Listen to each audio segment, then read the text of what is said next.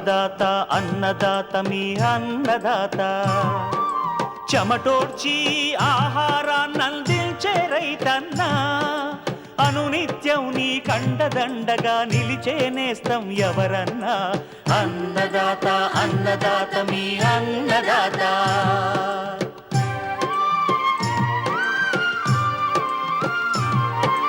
నూతన రీతుల సాగుబడికి నూరింతలు పెరిగే దిగుబడికి సూచనలిచ్చే సస్య రక్షణకు పశు పోషణకి శాస్త్ర విజ్ఞానం అందించి ముందుకు నడిపే తెలుగు రైతు భారతదేశానికి మకుటం అయ్యేలా తీర్చిదిద్దే ఆశయంతో మిమ్ము మేలు కొలిపేది అన్నదాత అన్నదాత అన్నదాత మీ అన్నదాత అన్నదాత అన్నదాత మీ అన్నదాత.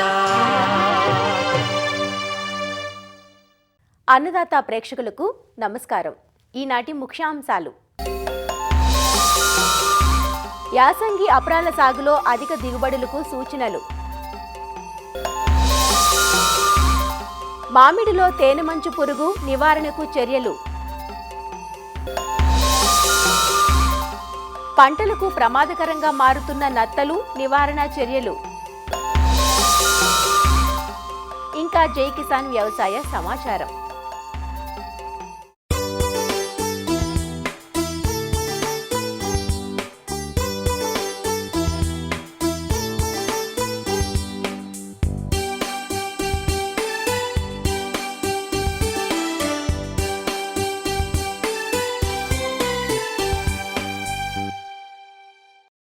ఇటీవలి కాలంలో రైతుకు నమ్మకమైన ఆదాయాన్నిచ్చే పంటలుగా అపరాలు ఆదరణ పొందుతున్నాయి. తక్కువ పెట్టుబడితో పంట పూర్తవటం, స్వల్పకాలంలోనే దిగుబడులు చేతికందటం, పంట పూర్తయిన తరువాత కూడా నేలకు సత్తువును అందించడం వంటి పలు సానుకూలతలు ఈ పంటల సాగులో రైతుకు కలిసి వస్తున్న అంశాలు. ముఖ్యంగా మొక్కజొన్న, వేరుశెనగ వంటి ఖరీఫ్ పంటలు పూర్తయిన ప్రాంతాలలో పెసర, మినుము పంటలను భేషుగ్గా సాగు చేసుకోవచ్చు. సెప్టెంబర్ 2వ పక్షం నుంచి అక్టోబర్ 15 వరకు రబీ పంటగా మినుము, పెసర్లను విత్తుతుంటారు. యాసంగి పంటగా పెసర, మినుము సాగు చేస్తున్న రైతులు అధిక దిగుబడులు సాధించడానికి సాగులో పాటించాల్సిన యాజమాన్య పద్ధతులను తెలియజేస్తున్నారు ప్రొఫెసర్ జయశంకర్, తెలంగాణ రాష్ట్ర వ్యవసాయ విశ్వవిద్యాలయం జగిత్యాల ప్రాంతీయ వ్యవసాయ పరిశోధనా స్థానం సీనియర్ శాస్త్రవేత్త డాక్టర్ సంధ్యా కిషోర్. రబీలో సాగే అపరాల పంటల గురించి ఆలోచించినట్లయితే అక్టోబరు 3వ వారం వరకు కూడా మనము స్వల్పకాలిక అపరాల పంటనైన పెసర, మినుము లాంటి పంటలను ఎంచుకోవచ్చు. ఈ పెసర, మినుము పంటల్లో రకాల గురించి ఆలోచించినట్లయితే రబీలో సాగేందుకు అనుకూలమైన పెసర రకాల గురించి చూసినట్లయితే పెసరలో WGG 42 యాదాద్రి అనే రకము, WGG 37 అనే ఏకశిల అనే రకము, ఈ రెండు రకాలు కూడా ప్రాంతీయ వ్యవసాయ పరిశోధనా స్థానం వరంగల్ నుంచి విడుదల కాబడినవి. పంట కాలము 60 రోజులు, కాయ పొడవుగా ఉంటుంది, గింజ లావుగా మెరుస్తూ ఉంటాయి. ఎకరాకు 4 నుంచి 5 క్వింటాల సగటు దిగుబడినిస్తూ పల్లాకు తెగులను సమర్థవంతంగా తట్టుకునే రకం. మదిర పరిశోధనా స్థానం నుంచి విడుదల కాబడిన MGG 385 అనే రకాన్ని కూడా ఎంచుకోవచ్చు. ఈ రకం యొక్క కాలపరిమితి చూసుకున్నట్లయితే 70 నుంచి 75 రోజులు, ఎకరాకు 6 నుంచి 7 క్వింటాల దిగుబడి సామర్థ్యాన్ని ఇచ్చే రకం. ఈ రకంతో పాటు మదిర పరిశోధనా స్థానం నుంచి లభ్యమయ్యే ఇంకొక రకము MGG 351 శ్రీరామ్ అనే రకం కూడా రైతు సోదరులు రబీలో సాగు చేసుకునేందుకు వినియోగించుకోవచ్చు. ఈ రకం కూడా పల్లాకు తెగులను కొంతవరకు తట్టుకొని పంట కాలము 70 నుంచి 75 రోజుల్లో చేతికొస్తూ ఎకరాకు 6 నుంచి 7 క్వింటాల దిగుబడి సామర్థ్యం ఉన్న ఈ రకాలను ఎంచుకోవచ్చు. అలాగే మినుము చూసుకున్నట్లయితే PU 31 అనే రకం 70 నుంచి 75 రోజుల్లో చేతికొస్తూ ఎకరాకు 6 నుంచి 7 క్వింటాల దిగుబడి సామర్థ్యంనిచ్చే రకం. ఈ రకంతో పాటు మదిర పరిశోధన స్థానం నుంచి ఈ మధ్యలో విడుదల కాబడిన MBG 1070 అనే రకాన్ని కూడా ఎంచుకోవచ్చు. గింజ మెరవకుండా పల్లాకు తెగులను సమర్థవంతంగా తట్టుకొని 70 నుంచి 75 రోజుల్లో చేతికొచ్చే ఈ రకము ఎకరాకు 6 నుంచి 7 క్వింటాల దిగుబడి సామర్థ్యాన్ని ఉన్న రకంగా చెప్పుకోవచ్చు. TBG 104, GBG 1 ఈ రకాలను కూడా ఎంచుకోవచ్చు. ఈ రకాలు కూడా 70 నుంచి 75 రోజుల్లో చేతికొచ్చి ఎకరాకు 6 నుంచి 7 క్వింటాల దిగుబడి సామర్థ్యం ఉన్న రకం. పెసర మినుము సాగు చేసేందుకు అన్ని నేలలు అనుకూలం. ఎకరాకు 8 కిలోల విత్తనాన్ని విత్తేటట్లు సేకరించుకోవాలి. విత్తనాన్ని మొదటగా థైరం 3 గ్రాములు కిలో విత్తనానికి లేదా కార్బండజిమ్ 2 గ్రాములు కిలో విత్తనానికి పట్టించి విత్తన శుద్ధి చేసుకోవాలి. తర్వాత కీటకనాశినైన ఇమిడాక్లోప్రిడ్ 5 మిల్లీలీటర్లు కిలో విత్తనానికి పట్టించి విత్తన శుద్ధి చేసుకోవాలి. చివరగా 200 గ్రాముల రైజోబియం కల్చర్ను ఈ 8 కిలోల విత్తనానికి పట్టించి విత్తన శుద్ధి చేసుకోవడం ద్వారా పంటలో వేరుబుడుపలు పెంచుకొని దిగుబడులు పెంచుకోవచ్చు. ఆఖరి దిక్కులో 2 టన్నుల పశువుల ఎరువుతో పాటు 18 కిలోల యూరియా మరియు 125 కిలోల సింగిల్ సూపర్ ఫాస్ఫేట్ను ఆఖరి దిక్కులో వేసుకోవడం ద్వారా మొక్కకు కావలసిన నత్రజని భాస్వరాన్ని అందించిన వారమవుతాం. లేదంటే 50 కిలోల డిఏపి ఎకరానికి చివరి దిక్కులో వేసుకోవడం ద్వారా పంటకు అవసరమైన పోషకాలను అందించిన వారమవుతాం. విత్తుకునేటప్పుడు సాలుకు సాలుకు 22.5 సెంటీమీటర్లు, మొక్కకు మొక్కకు 10 సెంటీమీటర్లు ఒత్తుగా విత్తుకోవడం ద్వారా చదరపు మీటర్కు మొక్కల సంఖ్య పెంచుకొని అధిక దిగుబడులు పొందవచ్చు. తర్వాత తొలి దశలో కలుపు యాజమాన్యం అనేది స్వల్పకాలిక అపరాల పంట అయిన పెసర మినుములో అధిక దిగుబడులకు చాలా కీలకం. అందుకోసం గాను విత్తిన తర్వాత 36 గంటల్లోపు భూమిలో తగు తేమ ఉన్నప్పుడు పెండిమిథాలిన్ అనే కలుపు మందును 750 మిల్లీలీటర్లు 200 లీటర్ల నీటిలో కలిపి పిచికారీ చేయడం ద్వారా తొలి దశలో వచ్చే కలుపును నివారించుకోవచ్చు. విత్తిన 18 నుంచి 20 రోజుల తర్వాత ఇమాజిత్ పైర్ అనే కలుపు మందును 300 మిల్లీలీటర్లు 200 లీటర్లలో కలిపి పిచికారీ చేయడం ద్వారా వెడల్పాటి కలుపు మొక్కలను సమర్థవంతంగా నివారించుకోవచ్చు. ఒకవేళ గడ్డిజాతి మొక్కలు ఉన్నట్లయితే ఇమాజిత్ పైర్ అనే కలుపు మందుకు ఏజిల్ అనే కలుపు మందును కూడా 250 మిల్లీలీటర్లు 200 లీటర్ల నీటిలో కలిపి ఈ రెండింటిని ట్యాంక్ మిక్స్ ద్వారా పిచికారీ చేయడం ద్వారా తొలి దశలో వచ్చే కలుపును సమర్థవంతంగా నివారించుకోవచ్చు. అలాగే 20 రోజులప్పుడు ఒకసారి అంతర్కృషి చేయడం ద్వారా కలుపును పూర్తిగా నివారించుకొని అధిక దిగుబడులు పొందవచ్చు. పెసర మినుములో తొలి దశలో రసం పీల్చే పురుగుల ఉధృతి ఎక్కువగా ఉంటుంది కాబట్టి, ముఖ్యంగా తామర పురుగుల ఉధృతి ఎక్కువగా ఉంటుంది కాబట్టి మోనోక్రోటోఫాస్ 1.6 మిల్లీలీటర్ లీటర్ నీటికి లేదా ఫిప్రోనిల్ 2 మిల్లీలీటర్లు లీటర్ నీటికి కలిపి పిచికారీ చేసుకోవచ్చు. లేదా ఎసిటామిప్రిడ్ 0.2 గ్రాములు లీటర్ నీటికి పిచికారీ చేసుకోవడం ద్వారా తామర పురుగుల ఉధృతిని నివారించుకోవచ్చు. అలాగే తెల్లదోమ ద్వారా కూడా పల్లాకు తెగులు ఉధృతి ఎక్కువగా ఉంటుంది కాబట్టి తెల్లదోమను కూడా సమర్థవంతంగా నివారించుకోవచ్చు. వీటి కోసం గాను తెల్లదోమ ఉధృతి ఉన్నప్పుడు డైఫెన్థురాన్ 1.5 గ్రాములు లీటర్ నీటికి పిచికారీ చేయడం ద్వారా తెల్లదోమను సమర్థవంతంగా నివారించుకోవచ్చు. వీటితో పాటు ఎసిటామిప్రిడ్ 0.2 గ్రాములు లీటర్ నీటికి పిచికారీ చేయడం ద్వారా తెల్లదోమ ఉధృతిని నివారించుకొని పల్లాకు తెగులను సమర్థవంతంగా నివారించుకోవచ్చు. ఎకరాకు 14 నుంచి 15 జిగురు అట్టలు, పసుపు వర్ణమి నీలిరంగు జిగురు అట్టలు 2 పెట్టడం ద్వారా తామర పురుగులు తెల్లదోమ యొక్క ఉధృతిని ఎప్పటికప్పుడు నిర్ధారించుకోవచ్చు.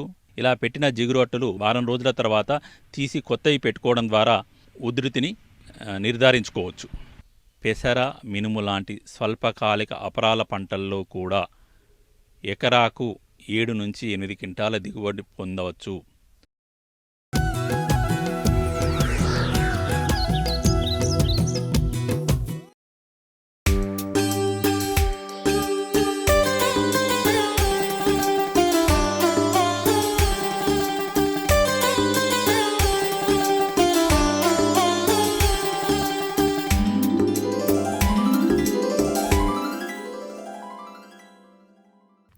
మారుతున్న వాతావరణ పరిస్థితులు ఇప్పటికే ఎన్నో ప్రకృతి వైపరీత్యాలను కలిగిస్తున్నాయి. దీని ప్రభావం వ్యవసాయ రంగంపై స్పష్టంగా కనిపిస్తోంది. సకాలంలో వర్షాలు కురవకపోవటం, ఒకవేళ కురిసినా తక్కువ సమయంలో అధిక వర్షపాతం నమోదు కావటం, అటుపై బెట్ట పరిస్థితులతో మన ప్రధాన వృత్తి కుదేలవుతోంది. దీనికి తోడు కొత్త చీడపీడలు పంటలను పీల్చి పిప్పి చేస్తున్నాయి. ఒకప్పుడు చెరువులు, కాలువల గట్లపై కనిపించే నత్తలు నేడు పంటలకు పెను సవాలుగా మారుతున్నాయి. ప్రస్తుతం ఉభయ గోదావరి, ఉత్తర కోస్తా జిల్లాల్లో అధిక వర్షాల అనంతరం నత్తల బెడద ఎక్కువగా కనిపిస్తోంది. పొడవాటి కొమ్ములు, మీసాలతో భయం గొలిపే ఆకారంలో ఉండే నత్తను ఆఫ్రికన్ జైంట్ లేదా దెయ్యపు నత్త అంటారు. ఈ పంట ఆ పంట అన్న తేడా లేకుండా అందిన కాడికి పచ్చని ఆకులను మేసేసి మోళ్లను మాత్రమే మిగుల్చుతున్న ఈ నత్త గత 2 ఏళ్లుగా రైతుకు కంటి మీద కునుకు లేకుండా చేస్తోంది. వీటి నివారణ చర్యలను తెలియజేస్తున్నారు ఆచార్య ఎన్జీ రంగా వ్యవసాయ విశ్వవిద్యాలయం, పార్వతీపురం మన్యం జిల్లా రస్తా కుంటూబాయి కృషి విజ్ఞాన కేంద్రం ఉద్యాన శాస్త్రవేత్త డాక్టర్ ఎస్ శ్రీనివాసరాజు.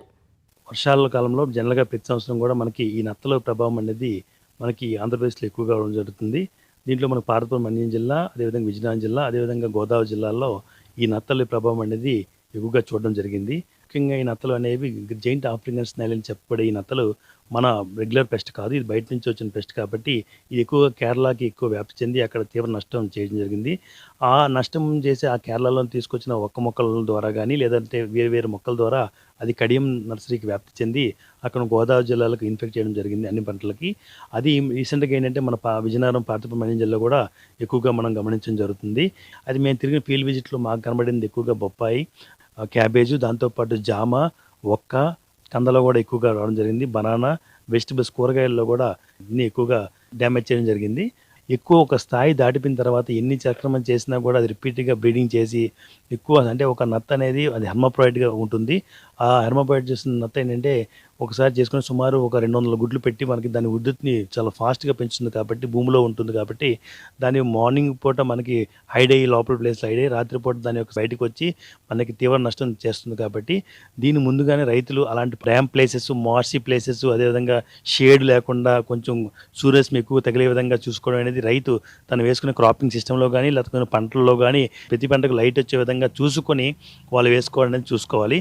దీని నివారణ పద్ధతులు చూసుకున్నట్లయితే ముందుగా బెస్ట్ మెథడ్ ఏంటంటే ఒక నత్త కనబడిన వెంటనే జైంట్ ఆఫ్రికన్ స్టైల్ అయినప్పటికీ దానికి గ్లౌజ్ వేసుకొని చేయి తగలకుండా దాన్ని అన్నీ కలెక్ట్ చేసుకొని ఎన్ని దొరుకుతాయి నత్తలను కలెక్ట్ చేసుకొని గోను సంచులు వేసుకొని దాంట్లో ఒక డ్రై సాల్ట్ ఉప్పు వేసేసుకోవడం అనేది బెస్ట్ మెథడ్ అనేది చెప్పడం జరుగుతుంది. అయితే కొంతమంది ఏంటి ఇంకా ఎక్కువ ప్రభావం అయింది ఇంకా ఉన్నప్పుడు అంటే మెటాలిటీ ఒక ఎర్ర దొరుకుతుంది, స్నేల్ కిల్ అని దొరుకుతాము. అయితే అది ఏం చేస్తుంది దానికి ఏంటంటే మనకి అది ఎక్కడైతే ఎర్ర మనం వేస్తామో ఒక స్థాయి దాటిపోయిన తర్వాత ఏమవుతుందంటే అది వేసిన ప్లేస్లో ఆ చుట్టూ ఒక 1 or 2 meters మాత్రమే అక్కడ నత్తలు వచ్చి మాత్రమే దాన్ని దాని వరకు చేరి దాన్ని చనిపోవడం జరుగుతుంది. అంటే ఒక ఎకరాకి మెటాలియైడ్ ఒక స్టిక్స్ వేయాలనుకుంటే మనకు సుమారు 10,000 నుంచి 12,000 రూపాయలు దానికి ఖర్చు అవుతుంది. వేయడానికి అంతా కూడా చేసినప్పటికీ సుమారు ఒక 12,000 నుంచి 13,000, 14,000 ఖర్చు అవుతుంది. కాబట్టి అది ఎవరైనా బయట పెస్ట్ బాతులు కానీ లేకపోతే ఇద్దరు మన కుక్కలు కానీ ఏమైనా తిన్నా కూడా అవి కూడా చనిపోయే అవకాశం ఉంటుంది. కాబట్టి అది కూడా కాస్ట్లీ పద్ధతి కాబట్టి దాన్ని మనం చాలా వరకు చూసుకుంటున్నాము. అలా కాకుండా చుట్టూ కూడా ఒకవేళ కంట్రోల్ చేయాలనుకుంటే మనం ఏం చేస్తామంటే ఈ గోను పట్టాలు తీసుకొని ఆ గోను పట్టాలను సాల్ట్ వాటర్లో ముంచి చుట్టూ కూడా పెట్టినట్టయితే చాలా వరకు బ్యారియర్ క్రాప్ అంటే బయట నుంచి రాకుండా కూడా ప్రివెంటివ్ మెజర్గా చేసుకోవచ్చు. అలా కాకుండా ఏంటంటే మన కాపర్ సల్ఫేట్ మైలుతత్వం అని దొరుకుతుంది. కాపర్ అనేది రిప్లెంట్గా పనిచేస్తుంది కాబట్టి ఈ యొక్క కాపర్ సల్ఫేట్ని కొంచెం ఎక్కువ సంఖ్యలో మనం అంటే 5 గ్రాములు ఒక లీటర్ నీటి కలిపి అంటే చెట్టుకు వేసుకుంటే చెట్టుకు ఏ చెట్టు అయినా 5 గ్రాములు తట్టుకోలేదు కాబట్టి చుట్టూ బ్యారియర్స్లో ఎక్కడైతే మనం ఆల్రెడీ గోనె పట్టాలు వేసుకున్నామో ఆ గోనె పట్టాలు అన్నింటి వెంబడి ఈ ఫ్రీక్వెంట్గా ఒక వారం రోజులకు ఒకసారి ప్రివెంటివ్ మెజర్గా కూడా చూసుకున్నట్లయితే ఆ రిప్లెంట్ యాక్షన్ వల్ల ఆ ఫీల్డ్కి ఇది రాకుండా కూడా మనం చేసుకోవచ్చు. ఈ ఐరన్ ఫాస్ఫేట్ అనే మందు కూడా మనం టొబాకో ఆకులను మనం బాగా వేడి చేసి దాని యొక్క డికాషన్ తీసుకొని ఐరన్ ఫాస్ఫేట్ కలిపేయడం కూడా ఒక పద్ధతిగా చెప్పబడుతుంది. బట్ దాని అందుబాటు అనేది కొంచెం ఇబ్బందిగా ఉంది కాబట్టి ఇంకా నెక్స్ట్ ఏంటంటే ఎప్పుడైతే ఈ ప్రభావం దాటిందో ఇంకా దొరకట్లేదు అనుకుంటే అప్పుడు ఈ కాపరు ఐరన్ కాంబినేషన్లో ఉండే ఎరీస్వాల్ కంపెనీస్లో చిలోకాప్ అనే మందు 1.5 గ్రాములు ఒక లీటర్ నీటికి, దాంతోపాటు ఫెరోమాగ్ అంటే దాంట్లో ఐరన్, మెగ్నీషియం, సల్ఫర్ ఈ 3 ఉంటుంది. 2 కలిపిన మిక్సర్ మనం స్ప్రే చేసినట్లయితే దాంట్లో ఉన్న కాపరు అనేది రిప్లెంట్గా పనిచేసి దాంట్లో ఉన్న ఐరన్ ఇంజెక్ట్ చేసిన తర్వాత అది తిని దాని కొంతవరకు 30% డ్యామేజ్ గమనించడం జరిగింది. అయితే ఈ కాపర్ అదేవిధంగా ఈ ఫెరోమాగ్ అనేది ఎప్పుడు చేస్తామంటే ఎక్కడైతే మనం స్థాయి దాటిపోతుందో, మన హైట్ దాటిపోతుందో, మనకు అందదో, అక్కడ నుంచి మనం దాన్ని కంట్రోల్ చేయాలనుకుంటామో, కరెక్ట్ చేయడం కుదరదో అలాంటి ప్లేస్లో మాత్రం ఇది ఫైనల్ స్టెప్, లాస్ట్ స్టెప్గా చెప్పడం జరుగుతుంది. ఈ విధంగా సమగ్రంగా రాకముందే చేసేది ఒక పద్ధతి, వచ్చిన వెంటనే గమనించి దాన్ని కలెక్ట్ చేసి చంపడం ఇంకో పద్ధతి, ఇంకా స్టేజ్ దాటిపోయిన తర్వాత కంట్రోల్ చేయడం ఈ చివరి పద్ధతిగా మనం చెప్పుకుంటూ చేసుకున్నట్లయితే ఈ నత్తలను చాలా వరకు మనం రాకుండా సమర్థవంతంగా అంటే తర్వాత మనం ఇప్పుడు చేసిన తర్వాత కూడా మన ప్రివెంటివ్గా రాకుండా కూడా చేయొచ్చు.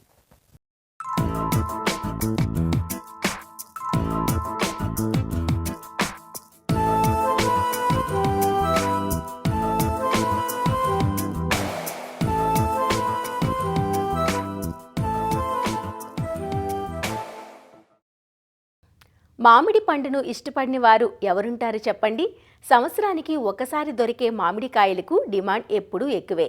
అందుకే వేసవికాలం ఎప్పుడెప్పుడు వస్తుందని ఎదురు చూస్తుంటాం. వేసవిలో ఈ తోటల నుంచి మంచి కాపు అంది రావాలంటే ఇప్పటి నుంచే సరైన యాజమాన్య సస్యరక్షణ చర్యలు చేపట్టాలి. ఎందుకంటే ఇప్పటి వరకు సుప్తావస్థలో ఉన్న పురుగులు తమ ప్రతాపాన్ని చూపించేందుకు అనువైన సమయం ఇక ఆరంభమవుతుంది. అందులోనూ మామిడికి తేనెమంచు పురుగులు ప్రధాన సమస్యగా ఉంటాయి.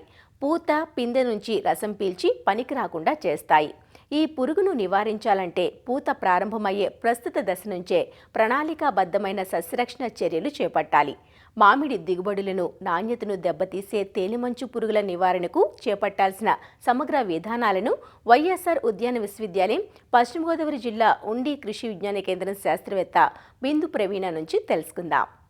ఈ మామిడిలో ముఖ్యంగా మనకి వచ్చే సమస్య చూసుకున్నట్లయితే తేనెమంచు పురుగు. ఈ తేనెమంచు పురుగు అనేది సాకీ దశలోనూ మరి పూత దశలో కూడా ఆశించి మామిడికి నష్టాన్ని దాదాపు 60% వరకు కలగజేస్తుంది.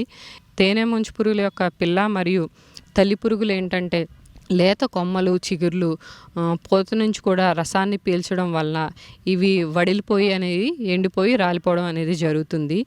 సాధారణంగా తల్లి పురుగులు వేసవి సమయం అంటే మే జూన్ మాసాల్లో కానీ, శీతాకాలంలో అంటే అక్టోబర్ జనవరి నెలలో కానీ చెట్టు కాండం యొక్క మొదలు భాగంలో నివసిస్తాయి. జూన్లో ఏంటంటే కొత్త చిగుర్లు అనేది వచ్చినప్పుడు వాటిపై ఆశించి రసం పీల్చడం వల్ల నష్టాన్ని అనేది కలుగజేస్తాయి. పూత సమయంలో పూత వచ్చినప్పుడు ఏంటంటే అంటే జనవరి ఫిబ్రవరి నెలల్లో ఈ పూరెమ్మలపై ఎక్కువగా ఆశించి నష్టాన్ని అనేది కలగజేస్తాయి. పూరెమ్మలపై గుడ్లను గుంపులుగా పెడతాయి. ఈ గుడ్లు ఏంటంటే పొదిగిన తర్వాత లార్వాలుగా మారి పూరెమ్మలు అనేది ఆశించి రసం పీల్చడం వల్ల నష్టం అనేది ఎక్కువగా జరుగుతుంది. తేనె వంటి పదార్థాన్ని విసర్జిస్తాయి. దీనిపై ఏంటంటే మస్తెగులు అనేది బాగా వృద్ధి చెందుతుంది. ఈ మస్తెగులు వల్ల ఏంటంటే ఆకులు, కాయల మీద, ఉపరితలం మీద ఏంటంటే నల్లగా మారి కిరణజన్య సంయుక్రియకు అడ్డుగా ఉంటుంది. దానివల్ల ఏంటంటే ఆహారం అందక కాయలు కూడా చిన్న సైజులో ఉంటాయి. అదేవిధంగా ఎదిగిన కాయల మీద ఈ మసిమంగు ఉండడం వల్ల మార్కెట్లో ధర అనేది మనకి అంతగా పలకదు. తేనెమంచు పురుగు నివారణ యాజమాన్యం చూసుకున్నట్లయితే తోటల్లో మనం ఏంటంటే నీరు ఎక్కువగా నిల్వ ఉండకుండా చూసుకోవాలి. ఈ వర్షాలు ఎక్కువగా పడుతున్నప్పుడు మనం ఏంటంటే నీరు అనేది, మురుగునీరు అనేది బయటికి పోయేటట్లు మనం సదుపాయం అనేది కల్పించుకోవాలి. అధిక సాంద్రతలో మనం మామిడి తోటలను పెంచినట్లయితే ఎప్పటికప్పుడు మనం కత్తిరింపులు అనేది జరుపుకోవాలి. లేకపోయినట్లయితే మనకు తేనెమంచు పురుగు ఉధృతి అనేది ఎక్కువగా ఉంటుంది.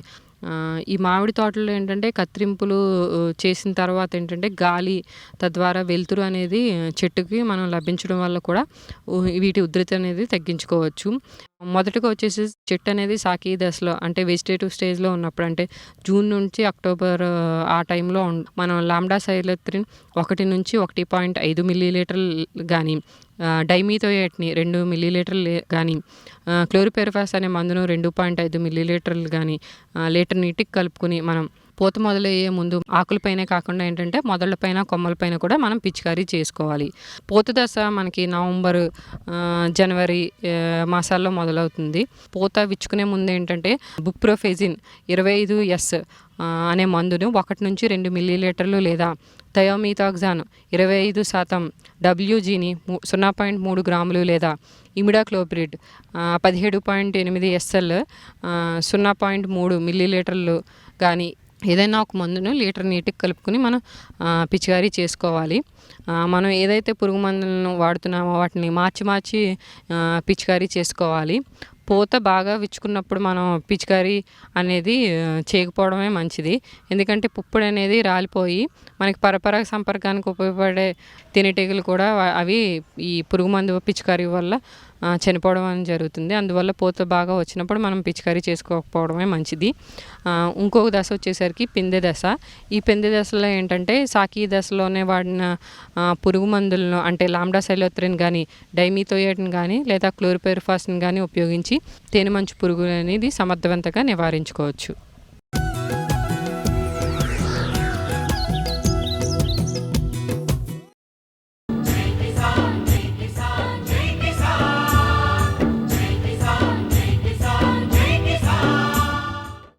వ్యవసాయ సమాచారం ఇప్పుడు జై కిసాన్లో చూద్దాం. పత్తి పంట చేతికొచ్చే దశలో కురుస్తున్న వానలతో తీవ్రంగా నష్టపోతున్నామంటూ నల్గొండ జిల్లా రైతులు ఆందోళన చెందుతున్నారు. ఆరంభంలో వర్షాల్లేక నానా అవస్థలు పడి పంట పండించుకుంటే తీతల సమయంలో కురుస్తున్న వానలతో పత్తి పనికిరాకుండా పోతోందంటూ వాపోతున్నారు. జిల్లాలో ఈ ఏడాది 5,64,000 ఎకరాల్లో రైతులు పత్తి సాగు చేశారు. సుమారు 45 లక్షల క్వింటాళ్ల దిగుబడి వస్తుందని వ్యవసాయ మార్కెటింగ్ శాఖ అధికారులు అంచనా వేశారు. అయితే ఇటీవల కురిసిన భారీ వర్షాల వల్ల పత్తి కాయలు నల్లగా మారడంతో దిగుబడి తక్కువగా వస్తుందని రైతులు ఆందోళన చెందుతున్నారు. మేము 15 ఎకరాల కాటన్ వేసాం పత్తి. అందులో 10 ఎకరాలు ఓన్ భూమి, 5 ఎకరాలు కౌలు పెట్టాం. స్టార్టింగ్లో మొత్తం వర్షాలు లేవు, ఎండుకుంటా పండుకుంటా వచ్చేసింది పంట. మళ్ళీ మధ్యలో ఎర్రనల్లి అనే తెగులు వచ్చి ఎన్ని మందులు కొట్టినా కూడా కంట్రోల్ కాకుండా మధ్యలో చేను మొత్తం ఆ తెగులు వచ్చేసి చనిపోయింది. చనిపోయినాక తీరా కాయలు 4-5 కాయలు పాలకు వచ్చే మూమెంట్లో వర్షాలు స్టార్ట్ అయ్యి ఈ మొత్తం నేలపాలయ్యి అమ్మబోయినా కూడా మధ్యలో దళారులు వచ్చి 4,000-5,000 క్వింటాలు అడుగుతారు. వర్షాలు పడటం వల్ల అందరూ ఒకేసారి ఏరటం, ఈ కూలీలు అనుకోకుండా ఎంత అసలు 15 రూపాయలు చొప్పున కూలీల ఖర్చు అవుతుంది. అమ్మబోతే 4,000-5,000 లెక్క వస్తే సగం వాళ్ళకైతే పెట్టుబడులు వెళ్ళలేక ఒక్కొక్క ఎకరానికి క్వింటాల్కు 4-5 క్వింటాలు బంతుంది. ఇది మినిమం ఒక 15 క్వింటాలు, ఎకరానికి 15 క్వింటాలు అయితే రైతుకు మిగులు అనేది కనపడేది. 5 క్వింటాలు అయితే పెట్టిన పెట్టుబడికి కూలీలు కూడా సరిపోవటం లేదు. ఇది 10 ఎకరాల పత్తి వేసిన పత్తి మొత్తం ఇట్లా ఖరాబ్ అయిపోయి పంట నష్టం వచ్చి కూలీలు తీసుకొస్తే కూలీల పత్తి ఏరటానికి కూడా అవకాశం లేదు. పత్తి తడిచిపోయి ప్రభుత్వాన్ని ఈ పత్తిని మంచిగా జర రేటు పెట్టి రైతుకు జర అండగా ఉండాలని కోరుతున్నాం సార్. తగ్గిన దిగుబడులకు తోడు తడిసిన పత్తిని తీసేందుకు కూలీలు దొరకక నానా తంటాలు పడుతున్నారు. తడిచిన పత్తిని ఇంట్లో నిల్వ ఉంచలేక అటు సీసీఐ కేంద్రాలు ఏర్పాటు కాక అయిన కాడికి దళారులకు విక్రయించి నష్టపోతున్నామంటూ రైతులు వాపోతున్నారు. 3 ఎకరాల పత్తి చేను వేసిన, ఎకరానికి 20,000 రూపాయలు వచ్చింది. చెట్టుకు 15 కాయలు పడ్డాయి. 3 ఎకరాలకు కలిసి 4-5 క్వింటాలు అవుతుంది. ఎకరానికి 2 క్వింటాల చొప్పున వస్తుంది. దిగుబడి తక్కువ ఉంది. ఈసారి రోగాలు వచ్చినాయి. ఇంతవరకు ఏరలేదు. కౌలు కట్టాలి, ట్రాక్టర్ గిరాయిల మీద పడతాయి. ఈసారి చాలా దారుణంగా ఉంది పరిస్థితి. ఈ సీసీలు గిట్ ఇంతవరకు ఓపెన్ చేయలేదు. ఏరే దశకు వచ్చే టైంలో మాకు వర్షాలు బాగా పడడం వల్ల పత్తి చేతికి అందలేక ఈ పెట్టుబడులు మీద పడి అంతా ఆగమాగం అవుతున్నారు. ఎకరానికి వచ్చేసి 25,000-30,000 పెట్టుబడి అవుతుంది. అంతా వర్షాలతో తడిసిపోయి ఎక్కడికక్కడ ఆగమైపోయింది. కాబట్టి గవర్నమెంట్ని మేము వేడుకునేది ఒకటే, మాకు ఏదైనా తక్షణమే రైతులకు ఎకరానికి ఇంత అని సహాయం చేస్తే బాగుంటుందని మా కోరిక. 10 ఎకరాలు పత్తి వేసినాం, అంతా పగిలింది. కూలీలు లేరు. ఉంచినంతలా 10 రూపాయలు అయితే 12 రూపాయల కిలో వాళ్ళకు పట్టిస్తున్నాం. ఆసాం కొనడానికి ధరలు లేవు. ధరలు లేక వాళ్ళ కూలీలు మనం ఏరి వాళ్ళకే ఇస్తున్నాం. కానీ పత్తి శాంతి మునిగిపోయింది. మాది 2 ఎకరాలు కౌలుకు తీసుకున్నా, 1,00,000 రూపాయలు పెట్టుబడి పెట్టినా. అలా పత్తి వేసినాం. పంటలు ఇట్లా వర్షాలు వచ్చి మొత్తం దానికి తెగులు వచ్చి రోగాలు వచ్చి వదిలేసి వచ్చి ఇక్కడ పత్తి ఏరుతందుకు వచ్చినాం. మొత్తం పత్తి తడిసి మొత్తం రాలిపోయి తీవ్రమైన నష్టం జరిగింది. ఈ తడిసిన పత్తి కానీ, మొలకొచ్చిన పత్తి కానీ, రంగుమారిన పత్తిని కానీ త్వరగా సీసీఐ ఓపెన్ చేసి రైతులకు మద్దతుగా ఉండి రైతులను ఆదుకోవాల్సిందిగా విజ్ఞప్తి చేస్తున్నాం. ఇక్కడి నుంచి కూడా ఏ గ్రామంలో ఏ పంట వేస్తారో అన్ని లెక్కలు ఉన్నాయి ప్రభుత్వం దగ్గర. కానీ ప్రభుత్వాలు ఏం చేస్తున్నాయి, ఇన్సూరెన్స్ చేయించలేకపోతున్నాయి. క్రాప్ లోన్ తీసుకున్నప్పుడు అన్ని కట్ చేసుకుంటారు. రైతుకి ఏమవుతుంది, పంట ఇన్సూరెన్స్ చేస్తే ఈరోజు మేము బయటపడేవాళ్ళం. కొద్దిగా ప్రభుత్వం ఆ దృష్టిలో కూడా చూడాల్సిన అవసరం ఉంది. పత్తికి మద్దతు ధర 8,110 ఉన్నప్పటికీ వ్యాపారులు 6,000కు మించి పెట్టడం లేదంటూ వాపోతున్నారు. తడిచిన పరిస్థితుల్లో క్వింటాలు 4,000 కూడా దక్కని పరిస్థితి వచ్చిందంటూ ఆందోళన చెందుతున్నారు. ప్రభుత్వం తమపై దయ ఉంచి సీసీఐ కేంద్రాల ద్వారా తడిచిన పత్తిని కొనుగోలు చేయాలంటూ రైతులు కోరుతున్నారు. మరిన్ని విభిన్న అంశాలతో రేపటి అన్నదాతలో మళ్ళీ కలుసుకుందాం. నమస్కారం. అన్నదాతలు తమ సందేహాలు, సమస్యలను 1-800-425-4085 టోల్ ఫ్రీ నంబర్లో ఉదయం 10 నుంచి 11 గంటల మధ్య పని దినాలలో సంప్రదించగలరు. ఈ కార్యక్రమాన్ని యూట్యూబ్లో www.youtube.com/అన్నదాత ఈటీవీ లింక్ ద్వారా వీక్షించవచ్చు.